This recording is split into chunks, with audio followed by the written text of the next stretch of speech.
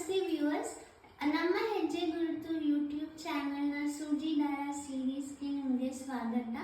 ಇವತ್ತು ನಾವು ಪಂಜಾಬ್ನ ಫೇಮಸ್ ಹ್ಯಾಂಡ್ ವರ್ಕ್ ಆದಂಥ ಫುಲ್ಕಾರಿ ಬಗ್ಗೆ ಮಾತಾಡ್ತಾ ಇದ್ದೀವಿ. ಸೊ ನೀವು ನೋಡಿರೋ ಹಾಗೆ ನಾನು ಹಾಕೊಂಡಿರೋದು ಫುಲ್ಕಾರಿ ದುಪ್ಪಟ್ಟ ಅಂತಾರೆ. ನೀವು ಇದ್ರ ಪ್ಯಾಟರ್ನ್ಸ್ ಕಲರ್ಸ್ನ ಒಂದು ಸ್ವಲ್ಪ ಹೊತ್ತು ಅಬ್ಸರ್ವ್ ಮಾಡಿ.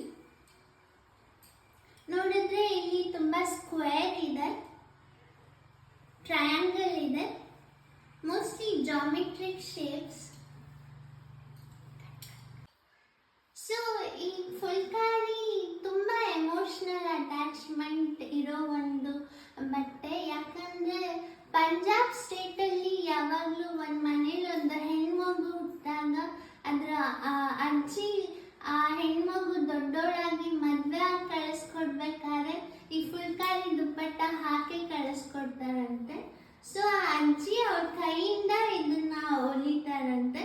ಮತ್ತೆ ಇನ್ನೊಂದು, ಮನೇಲಿ ಏನಾದ್ರು ಗಂಡು ಮಗು ಹುಟ್ಟಾಗ ಅವ್ರಮ್ಮ ಫಸ್ಟ್ ಮನೆಯೊಳಗೆ ಮಗು ತಗೊಂಡು ಹೋಗ್ಬೇಕಾದ್ರೂ ಇದನ್ನ ತಲೆ ಮೇಲೆ ಹೊತ್ತಿಸಿ ಮನೆಯೊಳಗೆ ಕರ್ಕೊಂತಾರಂತೆ. ಆ ಫುಲ್ಕಾರಿ ಅನ್ನೋದು ನೀವು ನೋಡಿದಾಗೆ ಇದು ನಾನು ಹಾಕೊಂಡಿರೋ ದುಪ್ಪಟ್ಟ ಬಂದು ನಾವು ಡೆಲ್ಲಿ ತಗೊಂಡಿದ್ದು. ಇದನ್ನ ಮಾಡಿರೋದು ಒಂದು ಕಾಟನ್ ಬಟ್ಟೆ ಮೇಲೆ. ನೀವು ನೋಡಿದ್ರೆ ಸಿಲ್ಕ್ ಎಲ್ಲಾನು ಯೂಸ್ ಮಾಡಿರೋದು ಬ್ರೈಟ್ ಕಲರ್ಸ್.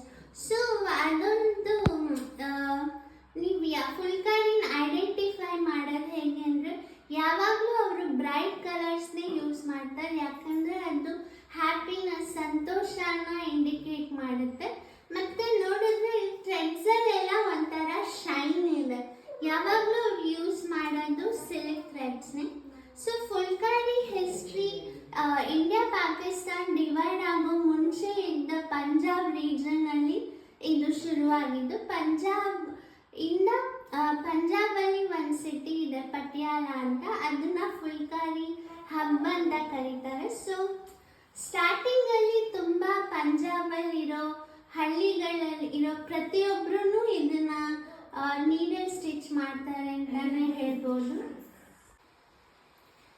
ನೀವು ನೋಡಿದ ಹಾಗೆ ಇದು ಕಂಟಿನ್ಯೂಸ್ ಸ್ಟಿಚ್ ಹಾಕೊಂಡು ಹೋಗಿರೋದು. ಸೂಜಿ ದಾರ ನಾವು ಹೆಂಗೆ ಸ್ಟಿಚ್ ಹಾಕ್ತೀವೋ ಸೂಜಿ ದಾರನ ಅದೇ ಸ್ಟಿಚ್ಚು ಹಾಕಿರೋದು. ಆದರೆ ನೀವು ನೋಡಿದ್ರೆ ಆ ಸ್ಟಿಚ್ಚಲ್ಲಿ ಈ ಪ್ಯಾಟರ್ನ್ ಹೆಂಗ್ ಬರೆಸ್ತಾರೆ. ಇಲ್ಲಿ ನೋಡ್ತಾ ಇರೋದು ನೀವು ಫುಲ್ಕಾರಿ. ಒಂದೊಂದರಲ್ಲಿ ಬರೀ ಬ್ಲಾಕ್ ಫುಲ್ಕಾರಿ ಮಾಡಿರ್ತಾರೆ.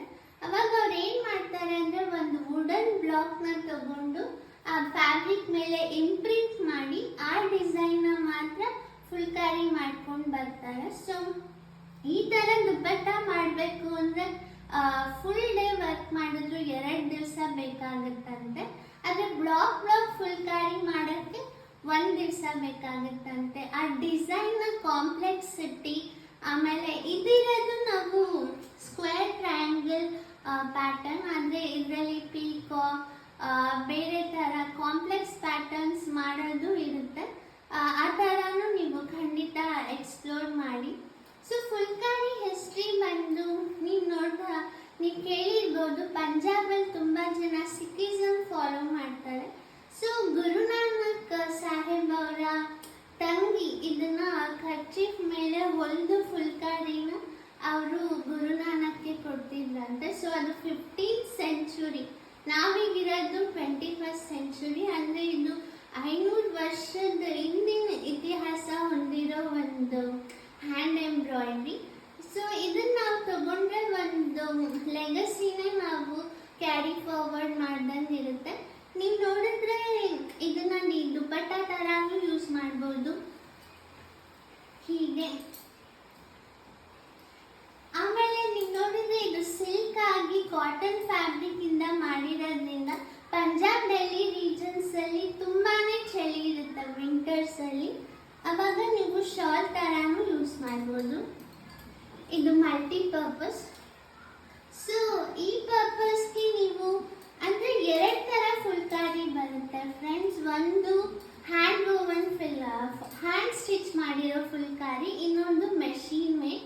ಯಾವಾಗಲೂ ಹ್ಯಾಂಡ್ ಮೇಡ್ ಫುಲ್ಕಾರಿ ಸ್ವಲ್ಪ ಎಕ್ಸ್ಪೆನ್ಸಿವ್, ಯಾಕಂದರೆ ಅದಕ್ಕೆ ಹ್ಯೂಮನ್ ಲೇಬರ್ ತುಂಬ ಆಗಿರುತ್ತೆ ಅಂತ. ಮೆಷಿನ್ ಮೇಡ್ ಫುಲ್ಕಾರಿನೂ ತುಂಬ ಎಕ್ಸ್ಪೀರಿಯನ್ಸ್ ಇರೋರು ಅಷ್ಟೇ ಕಂಡುಹಿಡಿಯೋಕ್ಕಾಗೋದು ಮೆಷಿನ್ ಮೇಡಲ್ಲೂ ಮತ್ತು ಹ್ಯಾಂಡ್ ಸ್ಟಿಚ್ಡಲ್ಲೂ ಏನು ಡಿಫ್ರೆನ್ಸ್ ಅಂತ.